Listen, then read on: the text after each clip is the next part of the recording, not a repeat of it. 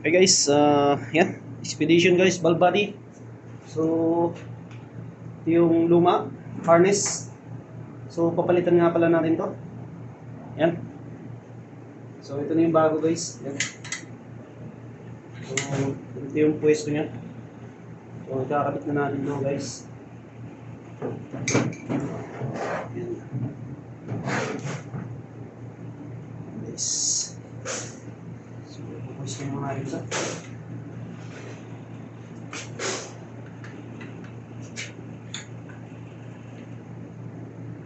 Yan guys.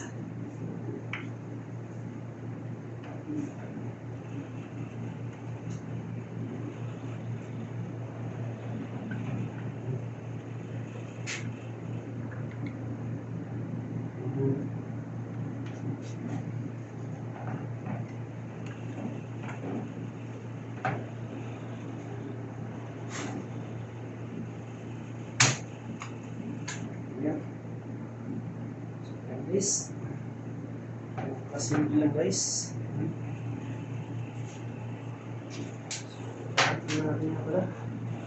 So, tuloy nito guys, ito lang. 1, 2, 3, 4, 5, 6. Kaso babalik na rin natin guys. Okay. So, ito. 1, 2. Yan guys ha. Tandaan guys. 3, 4,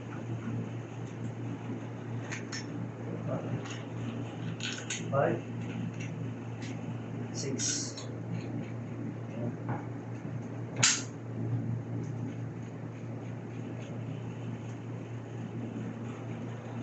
Ayan guys. So, napakasimple lang guys.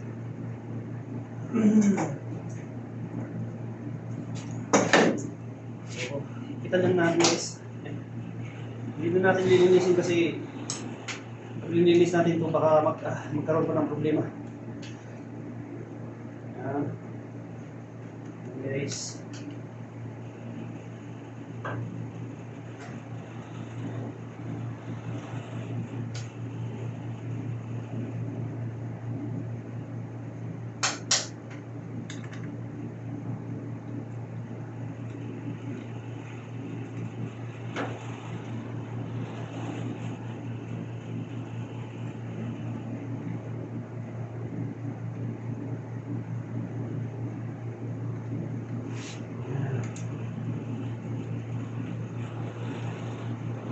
Ayos po guys, good morning guys, good afternoon nga pala guys dyan sa atin. Yun. Napakasimple lang guys oh.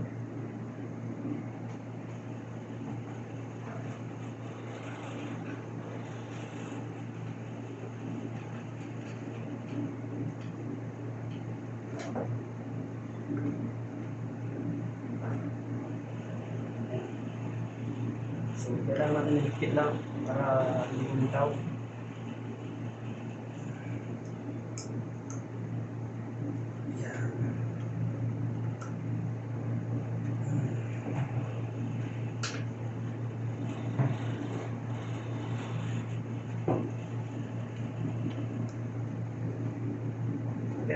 Okay guys, ano siya guys, so ito nga pala, ito, so doon na para sa base yan, paglagayan na ng ano yan guys, itong mga tornilyo na to, 8 piraso, 1, 2, 3, 4, 1, 2, 3, 4, 5, 6, 7, 8, okay guys, so yan lang muna guys, yun lang muna ang video natin ngayon. So, inapit lang kayo. So, valve body. Okay? Valve body harness, guys. Yan.